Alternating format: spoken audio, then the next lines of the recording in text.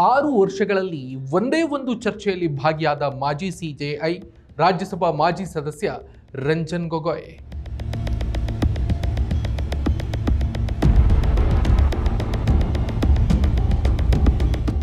Supreme ಕೋರ್ಟ್ನ ಮುಖ್ಯ ನ್ಯಾಯಮೂರ್ತಿಯಾಗಿ ನಿವೃತ್ತಿಯಾಗಿ 4 ತಿಂಗಳೊಳಗಾಗಿ ಅವರನ್ನ ರಾಜ್ಯಸಭೆಯ ಸದಸ್ಯರನ್ನಾಗಿ ನಾಮನಿರ್ದೇಶನ ಮಾಡಿದ್ದು ಚರ್ಚೆಗೂ ಕೂಡ ಕಾರಣ ಆಗಿತ್ತು.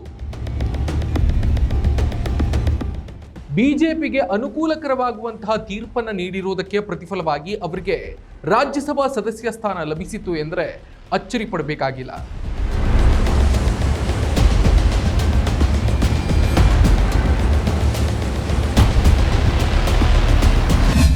ಈ ದಿನ .comಗೆ ಸ್ವಾಗತ. ನಾನು ಶ್ರೀರಾಜ್ ಬಕ್ವಾಡಿ.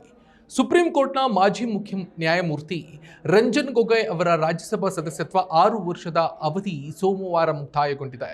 2020 ಮಾರ್ಚ್ 16ರಂದು ಗೊಗೊಯ್ ಅವರನ್ನ ರಾಜ್ಯಸಭೆಗೆ ನಾಮನಿರ್ದೇಶನ ಮಾಡಲಾಗಿತ್ತು. ಅವರು ಸುಪ್ರೀಂ ಕೋರ್ಟ್ನ ಮುಖ್ಯ ನ್ಯಾಯಮೂರ್ತಿಯಾಗಿ ನಿವೃತ್ತಿಯಾಗಿ 4 ತಿಂಗಳೊಳಗಾಗಿ ಅವರನ್ನ ರಾಜ್ಯಸಭೆಯ ಸದಸ್ಯರನ್ನಾಗಿ ನಾಮನಿರ್ದೇಶನ ಮಾಡಿದ್ದು ಅವರ ಮೋದಿ ನೇತೃತ್ವದ ಫೇವರಿಸಂ ಇದೆಯಲ್ಲ, ಬಿಜೆಪಿ ಸರ್ಕಾರಕ್ಕೆ ಅನುಕೂಲಕರವಾದಂತಹ ತೀರ್ಪು ನೀಡಿದ್ದಕ್ಕಾಗಿ ಎನ್ನುವ ಚರ್ಚೆಯೂ ಕೂಡ ರಾಷ್ಟ್ರ ರಾಜಕೀಯ ವಲಯದಲ್ಲಿ ಬಹಳ ದೊಡ್ಡ ಮಟ್ಟದಲ್ಲಿ ಕೇಳಿಬಂದಿತ್ತು.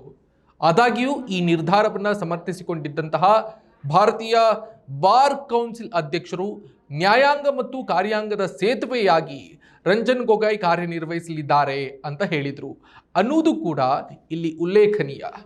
ಇನ್ನು PRS ಸಂಗ್ರಹಿಸಿದ ಡೇಟಾ ಪ್ರಕಾರ ರಾಜ್ಯಸಭೆಯ ಸದಸ್ಯರಾಗಿ ಅವರ ಹಾಜರಾತಿ ಕೇವಲ 53ರಷ್ಟು ಮತ್ತು 2023ರ ದೆಹಲಿ ಸೇವೆಗಳ ಮಸೂದೆಯ ಬಗ್ಗೆ ಒಂದೇ ಒಂದು ಚರ್ಚೆಯಲ್ಲಿ ಮಾತ್ರ ಭಾಗವಹಿಸಿದ್ದನ್ನು ಹೊರತಾಗಿ 6 ವರ್ಷಗಳ ಅವಧಿಯಲ್ಲಿ ಅವರು ಬೇರೆ ಯಾವುದೇ ಚರ್ಚೆಗಳಲ್ಲಿ ಭಾಗಿಯಾಗಿಲ್ಲ ಎನ್ನುವುದನ್ನು ರಾಜ್ಯಸಭೆಯ ವೆಬ್ಸೈಟಲ್ಲಿ ಇರುವ ಮಾಹಿತಿ ಮೂಲಕ ನಾವು ತಿಳಿದುಕೊಳ್ಳಬಹುದಾಗಿದೆ. ದೆಹಲಿ ಸೇವೆಗಳ ಮೇಲಿನ ನಿಯಂತ್ರಣವನ್ನು ಕೇಂದ್ರದತ್ತ ಕೇಂದ್ರೀಕರಿಸುವಂತಹ ಮಸೂದೆಗೆ ಗೊಗೊಯ್ ಬೆಂಬಲ ವ್ಯಕ್ತಪಡಿಸಿದರು. ಮೂಲ ರಚನೆ ಸಿದ್ಧಾಂತವನ್ನು ಪ್ರಶ್ನಿಸಿದ್ರು ಅವರು. ಮಾತ್ರ ಅಲ್ಲದೆ ಅದಕ್ಕೆ ಸಂಬಂಧಿಸಿದಂತೆ ಆಕ್ಷೇಪಗಳನ್ನು ವ್ಯಕ್ತಪಡಿಸಿದರು. ಆದರೆ ರಾಜ್ಯಸಭೆಯಲ್ಲಿ ಗೊಗೊಯ್ ಮುಖ್ಯ ನ್ಯಾಯಮೂರ್ತಿಯಾಗಿ ನೀಡಿದ ತೀರ್ಪಿಗೆ ಇದು ತದ್ವಿರುದ್ಧವಾಗಿತ್ತು. ರೋಜರ್ ಮ್ಯಾಥ್ಯೂ ಪ್ರಕರಣದಲ್ಲಿ ಮೂಲ ರಚನೆ ಸಿದ್ಧಾಂತವನ್ನು ಸಮರ್ಥಿಸಿಕೊಂಡಿದ್ರು. ಮಾತ್ರ ಅಲ್ಲದೆ ನ್ಯಾಯಾಂಗ ಸ್ವಾತಂತ್ರ್ಯಕ್ಕೆ ಧಕ್ಕೆ ಆಗ್ತದೆ ಅಂತ 2017ರ ನ್ಯಾಯಮಂಡಳಿ ನಿಯಮಗಳನ್ನು ಅವರು ರದ್ದುಗೊಳಿಸಿದ್ರು ಎನ್ನುವುದು ಕೂಡ ಇಲ್ಲಿ ಗಮನಾರ್ಹ.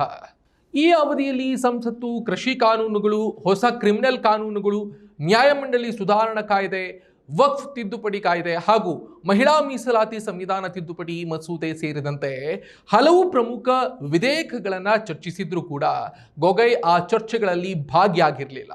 6 ವರ್ಷಗಳ ಅವರ ರಾಜ್ಯಸಭೆಯ ಸದಸ್ಯರ ಅವಧಿಯಲ್ಲಿ ಅವರು ಒಂದೇ ಒಂದು ಪ್ರಶ್ನೆಯನ್ನು ಕೂಡ ಕೇಳಿಲ್ಲ. ಯಾವುದೇ ಖಾಸಗಿ ಸದಸ್ಯರ ಮಸೂದೆಯನ್ನು ಕೂಡ ಅವರು ಮಂಡಿಸಿಲ್ಲ ಅನ್ನುವುದು ಕೂಡ ನಾವಿಲ್ಲಿ ಹೇಳಬೇಕಾಗುತ್ತೆ. ಇನ್ನು ಮಹತ್ವದ ಬೆಳವಣಿಗೆಯೊಂದರಲ್ಲಿ ಸುಪ್ರೀಂ ಕೋರ್ಟ್ ನಿವೃತ್ತ ಮುಖ್ಯ ನ್ಯಾಯಮೂರ್ತಿ ರಂಜನ್ ಗೊಗೊಯ್ ರಾಜ್ಯಸಭಾ ನಾಮನಿರ್ದೇಶಿತ ಸದಸ್ಯರಾಗಿ ಮಾರ್ಚ್ 19, 2020ರಂದು ಪ್ರಮಾಣ ವಚನವನ್ನು ಸ್ವೀಕರಿಸಿದರು. ರಂಜನ್ ಗೊಗೊಯ್ ಅವರಿಗೆ ರಾಜ್ಯಸಭೆ ಸಭಾಪತಿಯಾಗಿದ್ದಂತಹ ವೆಂಕಯ್ಯ ನಾಯ್ಡು ಪ್ರಮಾಣ ವಚನವನ್ನು ಬೋಧಿಸಿದರು. ಈ ಮೂಲಕ ದೇಶದ ಇತಿಹಾಸದಲ್ಲೇ ಸುಪ್ರೀಂ ಕೋರ್ಟ್ನ ನಿವೃತ್ತ ನ್ಯಾಯಮೂರ್ತಿಯೊಬ್ಬರು ರಾಜ್ಯಸಭೆಯನ್ನು ಮೊಟ್ಟ ಮೊದಲ ಬಾರಿಗೆ ಪ್ರವೇಶಿಸಿದರು. ಕಾಂಗ್ರೆಸ್ ಸೇರಿ ಇತರ ವಿಪಕ್ಷಗಳು ಇದನ್ನ ತೀವ್ರವಾಗಿ ಖಂಡಿಸಿದ್ವು. ರಂಜನ್ ಗೊಗೊಯ್ ಅವರ ರಾಜ್ಯಸಭೆ ಪ್ರವೇಶ ಕರ್ತವ್ಯನಿರತ ನ್ಯಾಯಮೂರ್ತಿಗಳ ಮೇಲೆ ಪ್ರಭಾವ ಬೀರ್ತದೆ, ಸರ್ಕಾರದ ಪರವಾಗಿ ತೀರ್ಪುಗಳನ್ನು ನೀಡಿದರೆ ಉನ್ನತ ಮಟ್ಟದ ಹುದ್ದೆ ಪಡೆಯಬಹುದು ಎನ್ನುವ ಆಸೆ ಅವರಲ್ಲಿಯೂ ಮೊಳಕೆ ಒಡೆಯುವಂತಹ ಸಾಧ್ಯತೆ ಇರ್ತದೆ ಅಂತ ಪ್ರತಿಪಕ್ಷಗಳು ಆತಂಕವನ್ನು ವ್ಯಕ್ತಪಡಿಸಿದ್ವು. ಆದಾಗ್ಯೂ ಇದನ್ನು ಆಡಳಿತಾರೂಢ ಬಿಜೆಪಿ ಹಾಗೂ ಸ್ವತಃ ರಂಜನ್ ಗೊಗೊಯ್ ಸಮರ್ಥಿಸಿಕೊಂಡಿದ್ರು. ಸುಪ್ರೀಂ ಕೋರ್ಟ್ನ 4 ನ್ಯಾಯಾಧೀಶರು ಮುಖ್ಯ ನ್ಯಾಯಾಧೀಶ ದೀಪಕ್ ಮಿಶ್ರಾ ವಿರುದ್ಧ ಅಸಮಾಧಾನಗೊಂಡು ಕರೆದಿದ್ದಂತಹ ಪತ್ರಿಕಾಗೋಷ್ಠಿಯಲ್ಲಿ ರಂಜನ್ ಗೊಗೊಯ್ ಅವರು ಕೂಡ ಭಾಗವಹಿಸಿದರು. ಈ ಘಟನೆ ದೇಶದೆಲ್ಲೆಡೆ ಸುದ್ದಿ ಮಾಡಿತ್ತು. ನ್ಯಾಯಾಂಗ ವ್ಯವಸ್ಥೆಯಲ್ಲಿ ಹುಳುಕುಗಳಿವೆ ಎಂಬುದು ಆ ಪತ್ರಿಕಾಗೋಷ್ಠಿಯಿಂದ ಗೊತ್ತಾಗಿತ್ತು. ಇದರಲ್ಲಿ ರಂಜನ್ ಗೊಗೊಯ್ ಸಹ ಇದ್ರು ಎನ್ನುವುದು ನಾವಿಲ್ಲಿ ನೆನಪಿಸಿಕೊಳ್ಬೇಕಾಗತ್ತೆ.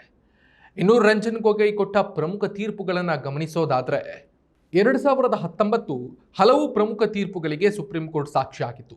ಸುಪ್ರೀಂ ಕೋರ್ಟ್ನ ಮಾಜಿ ಮುಖ್ಯ ನ್ಯಾಯಮೂರ್ತಿ ರಂಜನ್ ಗೊಗೊಯ್ ಅವರು ನಿವೃತ್ತಿಯಾಗುವುದಕ್ಕೆ ಮುನ್ನ ಹಲವು ಮಹತ್ವದ ತೀರ್ಪು ನೀಡಿ ಸೇವೆಯಿಂದ ನಿರ್ಗಮಿಸಿದರು.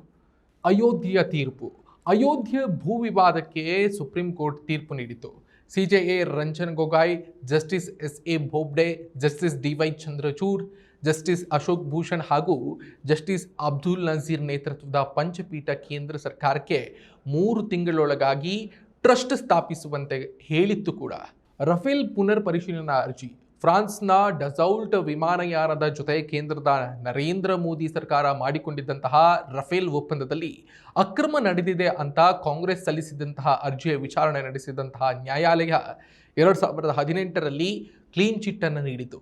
ಉಳಿದಂತೆ ರಾಹುಲ್ ಗಾಂಧಿ ವಿರುದ್ಧ ನ್ಯಾಯಾಂಗ ನಿಂದನೆ ಕೇಸ್, ಶಬರಿಮಲೆ ಪುನರ್ ಪರಿಶೀಲನೆ ಮನವಿ, ಮಾಹಿತಿ ಹಕ್ಕು ಕಾಯ್ದೆಯಡಿಗೆ ಮುಖ್ಯ ನ್ಯಾಯಮೂರ್ತಿ ಕಚೇರಿ, ಮಹಾರಾಷ್ಟ್ರ ಸರ್ಕಾರ ರಚನೆ ವಿವಾದ, ಎಸ್ಆರ್ ಸ್ಟೀಲ್ ಕೇಸ್ ಸೇರಿ ಹಲವು ಪ್ರಮುಖ ಪ್ರಕರಣಗಳಿಗೆ ರಂಜನ್ ಗೊಗೊಯ್ ಬಿಜೆಪಿಗೆ ಅನುಕೂಲಕರ ಆಗುವಂತಹ ತೀರ್ಪನ್ನು ನೀಡಿದರು.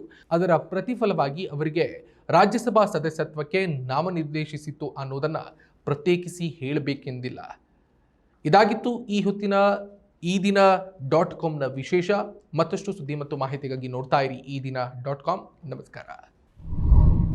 ಮತ್ತಷ್ಟು ವಿಶೇಷ ವಿಡಿಯೋಗಳನ್ನು ನೋಡಲು ಮತ್ತು ಹೊಸ ವಿಡಿಯೋಗಳ ಬಗ್ಗೆ ತಿಳಿಯಲು ಈ ದಿನ.com ಯೂಟ್ಯೂಬ್ ಚಾನೆಲ್ ಸಬ್ಸ್ಕ್ರೈಬ್ ಮಾಡಿ ಮತ್ತು ಬೆಲ್ ಐಕಾನ್ ಕ್ಲಿಕ್ ಮಾಡಿ.